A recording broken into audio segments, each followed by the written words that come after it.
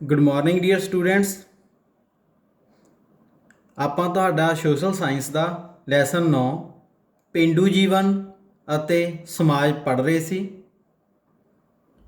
ਆਪਾਂ ਹੁਣ ਤੱਕ ਪੜ੍ਹਿਆ ਸੀ ਕਿ ਅੰਗਰੇਜ਼ਾਂ ਨੇ ਭਾਰਤੀ ਖੇਤੀ ਦੇ ਲਈ ਕਿਹੜੀਆਂ-ਕਿਹੜੀਆਂ ਨੀਤੀਆਂ ਅਪਣਾਈਆਂ। ਉਹਨਾਂ ਨੇ ਵੱਖ-ਵੱਖ ਲਗਾਨ ਪ੍ਰਬੰਧ ਸ਼ੁਰੂ ਕੀਤੇ, ਸਥਾਈ ਬੰਦੋਬਸਤ, ਰਹਿਤਵਾੜੀ ਪ੍ਰਬੰਧ ਅਤੇ ਮਹਿਲਵਾੜੀ ਪ੍ਰਬੰਧ, ਜਿਨ੍ਹਾਂ ਦੇ ਅਨੁਸਾਰ ਉਹ ਭਾਰਤੀ ਕਿਸਾਨਾਂ ਤੋਂ ਜ਼ਿਆਦਾ ਕੀ ਲੈ ਰਹੇ ਸੀ, ਲਗਾਨ ਲੈ ਰਹੇ ਸੀ, ਉਹਨਾਂ ਦੀ ਲੁੱਟ ਕਰ ਰਹੇ ਸੀ। ਅੱਜ ਆਪਾਂ ਲੈਸਨ ਅੱਗੇ ਪੜ੍ਹਾਂਗੇ। ਅੰਗਰੇਜ਼ਾਂ ਦੀਆਂ ਖੇਤੀਬਾੜੀ ਸੰਬੰਧੀ ਨੀਤੀਆਂ ਦਾ ਪ੍ਰਭਾਵ। ਭਾਰਤ ਵਿੱਚ ਅੰਗਰੇਜ਼ਾਂ ਦੁਆਰਾ ਪ੍ਰਚਲਿਤ ਕੀਤੀ ਗਈ ਲਗਾਨ ਵਿਵਸਥਾ ਕਾਰਨ ਕਿਸਾਨਾਂ ਉੱਤੇ ਜ਼ੁਲਮ ਹੋਣ ਲੱਗੇ। ਜ਼ਿਮੀਂਦਾਰੀ ਖੇਤਰਾਂ ਵਿੱਚ ਜਿੱਥੇ ਸਥਾਈ ਜਾਂ ਅਸਥਾਈ ਬੰਦੋਬਸਤ ਲਾਗੂ ਕੀਤੇ ਗਏ, ਉੱਥੇ ਜ਼ਿਮੀਂਦਾਰ ਕਿਸਾਨਾਂ ਦਾ ਸ਼ੋਸ਼ਣ ਕਰਦੇ ਸਨ। ਉਹ ਸਰਕਾਰ ਨੂੰ ਲਗਾਨ ਦੀ ਨਿਸ਼ਚਿਤ ਰਕਮ ਦੇ ਦਿੰਦੇ ਸਨ ਅਤੇ ਭੂਮੀ ਦੇ ਮਾਲਕ ਬਣ ਜਾਂਦੇ ਸਨ, ਪਰ ਉਹ ਕਿਸਾਨਾਂ ਤੋਂ ਆਪਣੀ ਇੱਛਾ ਅਨੁਸਾਰ ਲਗਾਨ ਉਗਰਾਉਂਦੇ ਸਨ। ਉਹਨਾਂ ਨੂੰ ਠੀਕ ਲੱਗਦਾ ਸੀ, ਉਹ ਜ਼ਿਆਦਾ ਤੋਂ ਜ਼ਿਆਦਾ ਕਿਸਾਨਾਂ ਤੋਂ ਕੀ ਲੈਂਦੇ ਸੀ, ਲਗਾਨ ਲੈਂਦੇ ਸੀ। ਸਰਕਾਰ ਜ਼ਿਮੀਂਦਾਰਾਂ ਨੂੰ ਕਿਸਾਨਾਂ ਅਤੇ ਕਾਸ਼ਤਕਾਰਾਂ ਉੱਤੇ ਅਤਿਆਚਾਰ ਕਰਨ ਤੋਂ ਨਹੀਂ ਰੋਕਦੀ ਸੀ, ਕਿਉਂਕਿ ਸਰਕਾਰ ਨੇ ਪਹਿਲਾਂ ਹੀ ਜ਼ਿਮੀਂਦਾਰਾਂ ਤੋਂ ਨਿਸ਼ਚਿਤ ਰਕਮ ਲੈ ਲਈ ਸੀ। ਇਸ ਲਈ ਉਹਨਾਂ ਦਾ ਇਸ ਵਿੱਚ ਕੋਈ ਵੀ ਇੰਟਰਫੇਰੈਂਸ ਨਹੀਂ ਰਹਿੰਦੀ ਸੀਗੀ। ਜਿਹੜੇ ਖੇਤਰਾਂ ਵਿੱਚ ਰਹਿਤਵਾੜੀ ਅਤੇ ਮਹਿਲਵਾੜੀ ਪ੍ਰਬੰਧ ਲਾਗੂ ਕੀਤੇ ਗਏ ਸਨ, ਉੱਥੇ ਜ਼ਿਮੀਂਦਾਰਾਂ ਦੀ ਬਜਾਏ ਸਰਕਾਰ ਆਪ ਕਿਸਾਨਾਂ ਦਾ ਸ਼ੋਸ਼ਣ ਕਰਦੀ ਸੀ। ਯਾਨੀ ਕਿ ਜਿਹੜੇ ਅੰਗਰੇਜ਼ ਸੀਗੇ ਉਹ ਖੁਦ ਕਿਸਾਨਾਂ ਦਾ ਸ਼ੋਸ਼ਣ ਕਰਦੇ ਸੀ। ਉਹ ਵੀ ਕਿਸਾਨਾਂ ਤੋਂ ਕੀ ਲੈਂਦੇ ਸੀ, ਲਗਾਨ ਬਹੁਤ ਜ਼ਿਆਦਾ ਲੈਂਦੇ ਸੀ। ਉਹ ਉਹਨਾਂ ਦੀ ਜਿਹੜੀ ਫਸਲ ਆਉਂਦੀ ਸੀ ਉਹਦਾ 1/3 ਤੋਂ 1/2 ਭਾਗ ਤੱਕ ਲਿਆ ਜਾਂਦਾ ਸੀ ਅਤੇ ਅੱਗੋਂ ਹਰੇਕ ਸਾਲ ਲਗਾਨ ਦੀ ਦਰ ਵਧਾ ਦਿੱਤੀ ਜਾਂਦੀ ਸੀ।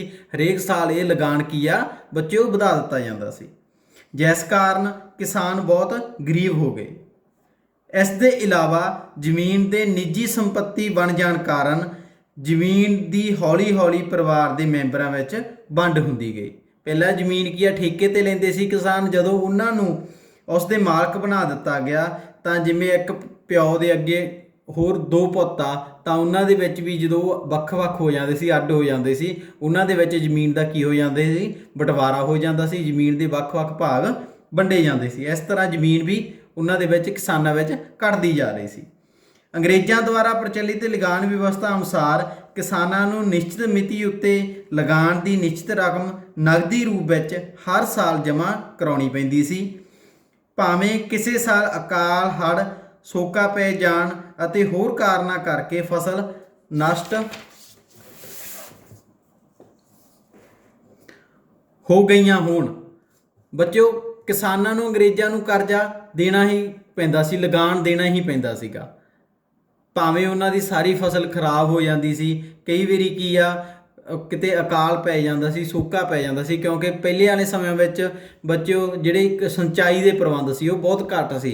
ਹਰੇਕ ਕਿਸਾਨ ਕੋਲ ਆਪਣਾ ਖੂਹ ਵੀ ਨਹੀਂ ਹੁੰਦਾ ਸੀਗਾ।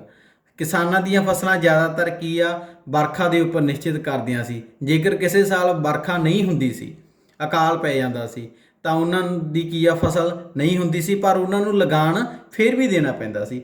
ਇਸ ਹਾਲਤ ਵਿੱਚ ਬੱਚਿਓ ਉਹ ਕਿਸਾਨ ਸ਼ਾਹੂਕਾਰਾਂ ਤੋਂ ਕਰਜ਼ਾ ਲੈ ਕੇ ਅੰਗਰੇਜ਼ਾਂ ਨੂੰ ਲਗਾਨ ਦਿੰਦੇ ਸਨ। ਇਸ ਤਰ੍ਹਾਂ ਉਹਨਾਂ ਦੀ ਆਰਥਿਕ ਹਾਲਤ ਹੋਰ ਵੀ ਖਰਾਬ ਹੋ ਗਈ।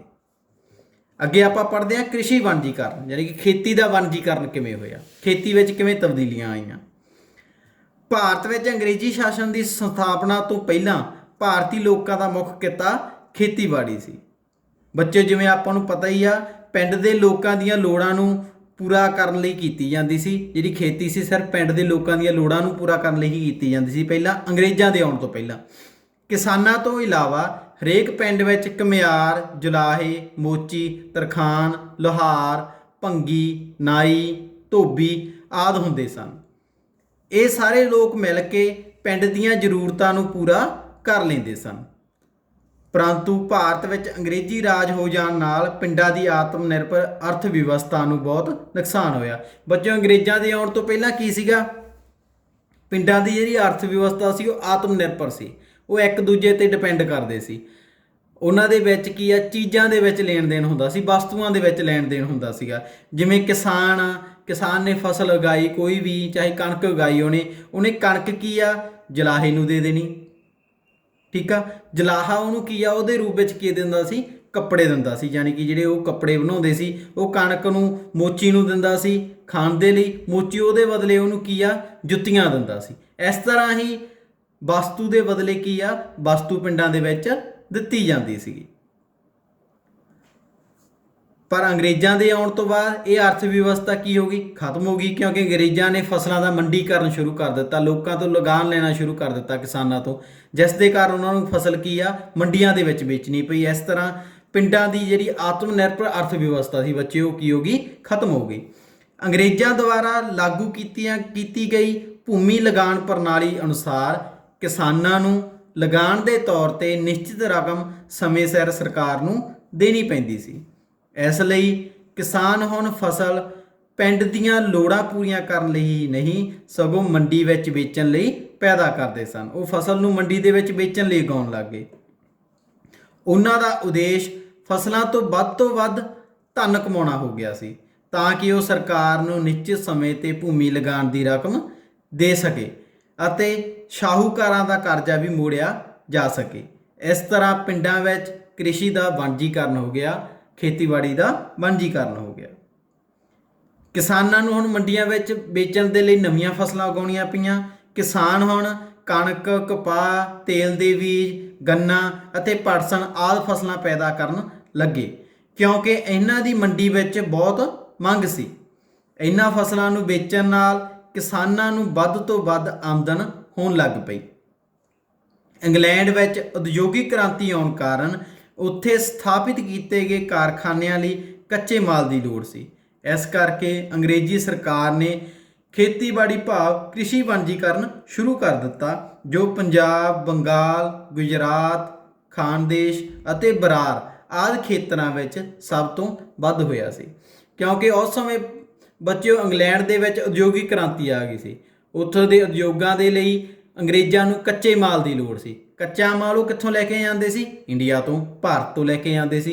ਇਸ ਲਈ ਉਹਨਾਂ ਨੇ ਕੀ ਆ, ਆਪਣੇ ਉਦਯੋਗਾਂ ਦੇ ਲਈ ਕੱਚਾ ਮਾਲ ਇਕੱਠਾ ਕਰਨ ਦੇ ਲਈ ਭਾਰਤੀ ਲੋਕਾਂ ਨੂੰ ਮਜਬੂਰ ਕਰ ਦਿੱਤਾ ਕਿ ਉਹ ਜਿਹੜੀਆਂ ਫਸਲਾਂ ਉਹਨਾਂ ਨੂੰ ਲੋੜੀ ਦੀਆਂ ਵਾ ਉਹ ਉਗਾਉਣ। ਇਸ ਤਰ੍ਹਾਂ ਉਹਨਾਂ ਨੇ ਭਾਰਤ ਵਿੱਚ ਖੇਤੀ ਦਾ ਵਣਜੀਕਰਨ ਕੀਤਾ। ਕ੍ਰਿਸ਼ੀ ਵਣਜੀਕਰਨ ਦੇ ਕਿਹੜੇ ਪ੍ਰਭਾਵ ਪਏ ਬੱਚੇ, ਹੁਣ ਆਪਾਂ ਇਹ ਦੇਖਦੇ ਹਾਂ। ਪਹਿਲਾਂ ਇਸ ਦੇ ਕੀ ਲਾਭ ਹੋਏ ਬੱਚਿਓ। ਇਸ ਦੇ ਕਾਰਨ ਕਈ ਕਿਸਮ ਦੀਆਂ ਨਵੀਆਂ ਫਸਲਾਂ ਉਗਾਈਆਂ ਜਾ ਸਕੀਆਂ ਅਤੇ ਪੈਦਾਵਾਰ ਦੇ ਵਿੱਚ ਕੀ ਹੋਇਆ, ਵਾਧਾ ਹੋਇਆ। ਸਿੱਟੇ ਵਜੋਂ ਆਵਾਜਾਈ ਦੇ ਸਾਧਨਾਂ ਦਾ ਵਿਕਾਸ ਹੋਇਆ, ਜਿਸ ਕਰਕੇ ਕਿਸਾਨਾਂ ਲਈ ਸ਼ਹਿਰਾਂ ਦੀਆਂ ਮੰਡੀਆਂ ਵਿੱਚ ਜਾਣਾ ਆਸਾਨ ਹੋ ਗਿਆ। ਉਹ ਸ਼ਹਿਰਾਂ ਤੋਂ ਕੱਪੜੇ ਅਤੇ ਹੋਰ ਲੋੜੀਂਦੀਆਂ ਚੀਜ਼ਾਂ ਸਸਤੇ ਮੁੱਲ 'ਤੇ ਖਰੀਦ ਕੇ ਲਿਆ ਸਕਦੇ ਸਨ। ਕਿਸਾਨਾਂ ਦਾ ਸ਼ਹਿਰਾਂ ਨਾਲ ਸੰਪਰਕ ਹੋ ਜਾਣ ਕਾਰਨ ਉਹਨਾਂ ਦਾ ਦ੍ਰਿਸ਼ਟੀਕੋਣ ਵਿਸ਼ਾਲ ਹੋ ਗਿਆ। ਸਿੱਟੇ ਵਜੋਂ ਕਿਸਾਨਾਂ ਵਿੱਚ ਹੌਲੀ-ਹੌਲੀ ਰਾਸ਼ਟਰੀ ਜਾਗਰਤੀ ਉਤਪੰਨ ਹੋਣੀ ਸ਼ੁਰੂ ਹੋਈ। ਅੱਗੇ ਇਸ ਦੀਆਂ ਕ੍ਰਿਸ਼ੀ ਵਣਜੀਕਰਨ ਦੀਆਂ ਬੱਚੋ ਕੀ ਹਾਨੀਆਂ ਹੋਈਆਂ। ਕਿਸਾਨਾਂ ਨੂੰ ਜਿੱਥੇ ਕ੍ਰਿਸ਼ੀ ਵਣਜੀਕਰਨ ਦੇ ਲਾਭ ਹੋਏ ਬੱਚੇ, ਉਸ ਦੀਆਂ ਹਾਨੀਆਂ ਵੀ ਹੋਈਆਂ। ਭਾਰਤੀ ਕਿਸਾਨ ਪੁਰਾਣੇ ਢੰਗਾਂ ਨਾਲ ਖੇਤੀ ਕਰਦੇ ਸਨ। ਮੰਡੀਆਂ ਵਿੱਚ ਉਹਨਾਂ ਦੀਆਂ ਫਸਲਾਂ ਦਾ ਮੁਕਾਬਲਾ ਅਮਰੀਕਾ, ਆਸਟ੍ਰੇਲੀਆ ਅਤੇ ਯੂਰਪ ਆਦਿ ਦੀਆਂ ਫਸਲਾਂ ਨਾਲ ਹੁੰਦਾ ਸੀ, ਜੋ ਕਿ ਮਸ਼ੀਨਾਂ ਨਾਲ ਉਗਾਈਆਂ ਜਾਂਦੀਆਂ ਸਨ। ਇਸ ਕਰਕੇ ਕਿਸਾਨਾਂ ਨੂੰ ਜ਼ਿਆਦਾ ਲਾਭ ਨਹੀਂ ਹੋ ਸਕਦਾ ਸੀ। ਇਸ ਦੇ ਇਲਾਵਾ ਕਿਸਾਨ ਨੂੰ ਆਪਣੀ ਫਸਲ ਮੰਡੀ ਵਿੱਚ ਆੜ੍ਹਤੀਏ ਦੀ ਸਹਾਇਤਾ ਨਾਲ ਵੇਚਣੀ ਪੈਂਦੀ ਸੀ।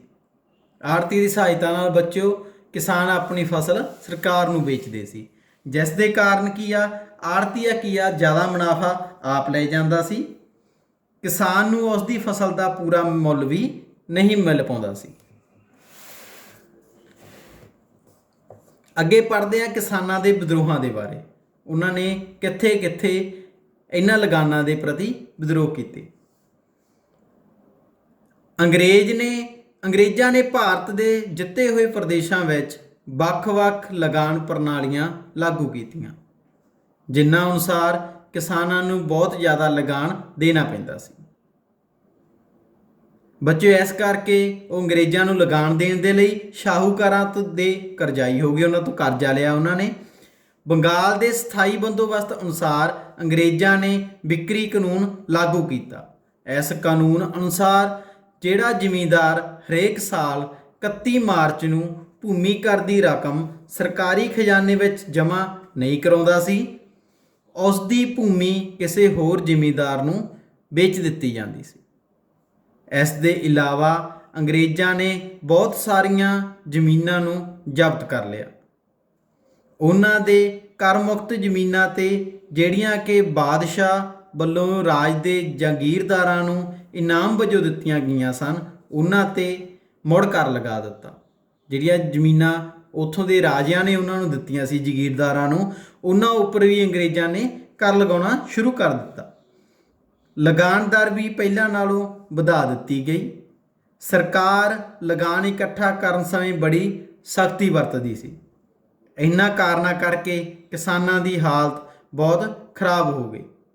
ਸਿੱਟੇ ਵਜੋਂ ਉਹਨਾਂ ਨੇ ਅੰਗਰੇਜ਼ਾਂ ਵਿਰੁੱਧ ਵਿਦਰੋਹ ਸ਼ੁਰੂ ਕਰ ਦਿੱਤੇ। 1849 ਈਸਵੀ ਵਿੱਚ ਪੰਜਾਬ ਦੇ ਵੱਖ-ਵੱਖ ਭਾਗਾਂ ਜਿਵੇਂ ਕਿ ਪਟਿਆਲਾ ਅਤੇ ਰਾਵਲਪਿੰਡੀ, ਜਿਹੜਾ ਕਿ ਹੁਣ ਬੱਚਿਓ ਪਾਕਿਸਤਾਨ ਵਿੱਚ ਆ, ਆਦਿ ਦੇ ਕਿਸਾਨਾਂ ਵਿੱਚ ਵਿਦਰੋਹ ਹੋਏ। ਨੀਲ ਵਿਦਰੋਹ। ਨੀਲ ਦੀ ਖੇਤੀ ਕਰਨ ਵਾਲੇ ਕਿਸਾਨਾਂ ਨੇ ਵੀ ਨੀਲ ਉਤਪਾਦਨ 'ਤੇ ਵੱਧ ਲਗਾਨ ਲਗਾਉਣ ਵਿਰੁੱਧ ਵਿਦਰੋਹ ਕਰ ਦਿੱਤਾ। 1858 ਈਸਵੀ ਤੋਂ 1860 ਈਸਵੀ ਤੱਕ ਬੰਗਾਲ ਅਤੇ ਬਿਹਾਰ ਦੇ ਬਹੁਤ ਵੱਡੇ ਇਲਾਕੇ ਵਿੱਚ ਇਹ ਵਿਦਰੋਹ ਫੈਲ ਗਿਆ ਸੀ। ਨੀਲ ਦੇ ਬਗੀਚੇ ਲਾਉਣ ਵਾਲਿਆਂ ਨੇ ਸ਼ਕਤੀ ਦੁਆਰਾ ਅਤੇ ਸਰਕਾਰ ਨੇ ਵੀ ਨੀਲ ਬੀਜਣ ਤੋਂ ਨਾ ਕਰਨ ਵਾਲਿਆਂ ਕਿਸਾਨਾਂ ਨੂੰ ਧਮਕੀ ਦੇ ਕੇ ਇਸ ਅੰਦੋਲਨ ਨੂੰ ਬੰਦ ਕਰਨ ਦੀ ਕੋਸ਼ਿਸ਼ ਕੀਤੀ। ਮਤਲਬ ਅੰਗਰੇਜ਼ਾਂ ਨੇ ਬੱਚਿਓ ਆਪਣੇ ਵੱਲੋਂ ਪੂਰੀ ਕੋਸ਼ਿਸ਼ ਕੀਤੀ ਕਿ ਉਹ ਇਸ ਅੰਦੋਲਨ ਨੂੰ ਦਬਾ ਸਕਣ, ਪਰੰਤੂ ਉਹ ਕਿਸਾਨ ਅੜੇ ਰਹੇ। ਜਦੋਂ ਉਹਨਾਂ ਨੂੰ ਨੀਲ ਦੀ ਖੇਤੀ ਕਰਨ ਲਈ ਮਜਬੂਰ ਕੀਤਾ ਗਿਆ, ਅੰਗਰੇਜ਼ਾਂ ਨੇ ਉਹਨਾਂ ਨੂੰ ਮਜਬੂਰ ਕੀਤਾ ਕਿ ਤੁਸੀਂ ਨੀਲ ਦੀ ਖੇਤੀ ਕਰੋ, ਤਾਂ ਉਹਨਾਂ ਨੇ ਅੰਗਰੇਜ਼ਾਂ ਦੀਆਂ ਬੱਚਿਓ ਜਿਹੜੀਆਂ ਫੈਕਟਰੀਆਂ ਸੀ ਉਹਨਾਂ 'ਤੇ ਹਮਲਾ ਕਰ ਦਿੱਤਾ ਅਤੇ ਉੱਥੇ ਲੁੱਟਮਾਰ ਕੀਤੀ। ਸਰਕਾਰ ਦੁਆਰਾ ਕਿਸਾਨਾਂ ਨੂੰ ਰੋਕਣ ਦੇ ਸਾਰੇ ਯਤਨ ਕੀ ਹੋ ਗਏ? ਅਸਫਲ ਹੋ ਗਏ। 1866 ਤੋਂ 1868 ਈਸਵੀ ਵਿੱਚ ਨੀਲ ਦੀ ਖੇਤੀ ਵਿਰੁੱਧ ਚੰਪਾਰਨ ਵਿੱਚ ਵਿਦਰੋਹ ਹੋਇਆ। ਨੀਲ ਸੰਕਟ ਉਦੋਂ ਤੱਕ ਜਾਰੀ ਰਿਹਾ ਜਦੋਂ 20ਵੀਂ ਸਦੀ ਦੇ ਆਰੰਭ ਵਿੱਚ ਮੋਹਨਦਾਸ ਕਰਮਚੰਦ ਗਾਂਧੀ ਨੇ ਨੀਲ ਕਿਸਾਨਾਂ ਦੇ ਪੱਖ ਵਿੱਚ ਸਮਰਥਨ ਦਿੱਤਾ। ਬੱਚਿਓ ਤੁਹਾਡਾ ਲੈਸਨ ਇਹ ਇੱਥੇ ਹੀ ਕੰਪਲੀਟ ਹੋ ਗਿਆ। ਤੁਸੀਂ ਇਸ ਦੇ ਕੁਐਸਚਨ ਕੋਸ਼ਿਸ਼ ਕਰਨੀ ਆ ਕਿ ਆਪ ਖੁਦ ਲੱਭ ਕੇ ਕਰ ਸਕੋ ਅਤੇ ਤੁਸੀਂ ਇਹ ਆਪਣੀਆਂ ਕਾਪੀਆਂ 'ਤੇ ਸੁੰਦਰ ਲਿਖਾਈ ਦੇ ਵਿੱਚ ਲਿਖਣੇ ਆ। ਅਗਲੀ ਕਲਾਸ ਦੇ ਵਿੱਚ ਆਪਾਂ ਇਹਨਾਂ ਦੇ ਕੁਐਸਚਨ ਆਨਸਰਾਂ ਦੇ ਉੱਪਰ ਡਿਸਕਸ਼ਨ ਕਰਾਂਗੇ। Thank you.